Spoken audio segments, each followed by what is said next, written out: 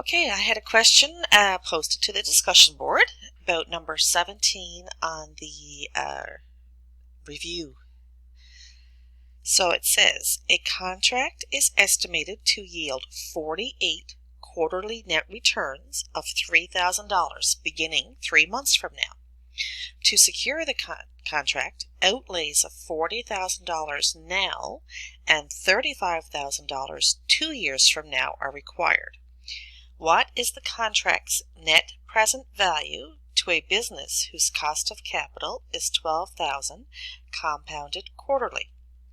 All right, so we're going to use on the BA2 Plus calculator, you're going to use the cash flow, which is the top second row, second from the left, CF, and then we're going to use NPV right next to it.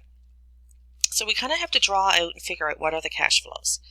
So we know there's 48 quarterly returns or whatever, quarterly payments of $3,000. There's $40,000 being spent now and $35,000 being spent in 2 years. So I've kind of got it written out here. So right now there's $40,000 outlay. In 3 months, they'll start receiving $3,000. And again, so it's quarterly. So in 3 months, and 6 months, 9, 12, 15, 18, 21. And there's 48 payments of $3,000 that they're going to receive. But in year 2, at the 24th payment, because it says 2 years from now, they have to spend $35,000 here.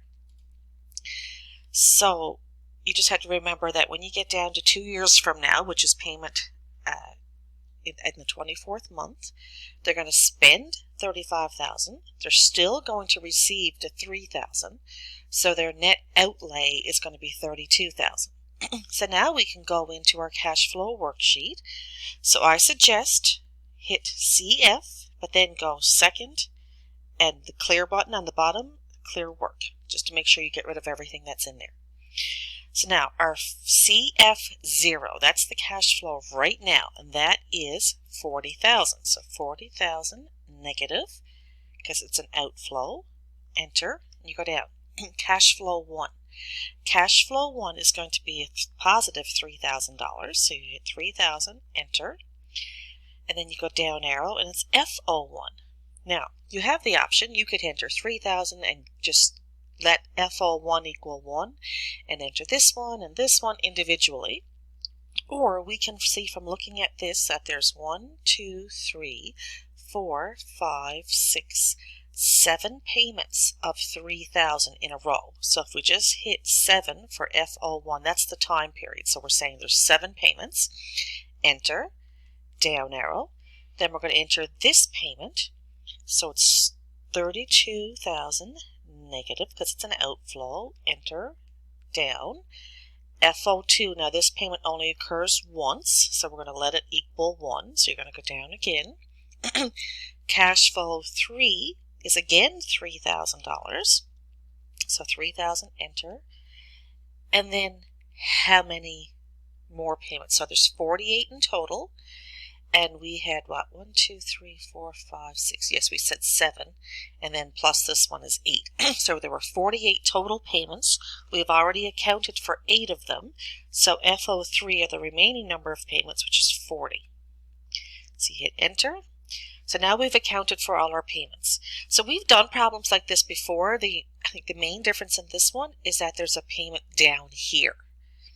Otherwise, we just would have entered, the 40,000 and then had 3,000 at 48 payments, and that would have been it. But there is the one payment at the 2-year mark that we have to account for. So now we have all those in. So now we're going to hit NPV to get our net present value. And it says, what's the net present value? It says cost of capital 12% compounded quarterly. So our I then is 12%, it's compounded quarterly, so we're going to divide it by 4, which makes I equal to 3. So we hit 3 for I, enter, and go down, and now NPV shows up, and we hit compute. And we get $8,170.79.6, so 0.8 cents. So 8170.80. And that would be, I think I have it up here. Okay, maybe I don't have it up here. All right, well, that's your answer, 8170.80. Okay, hope that helps.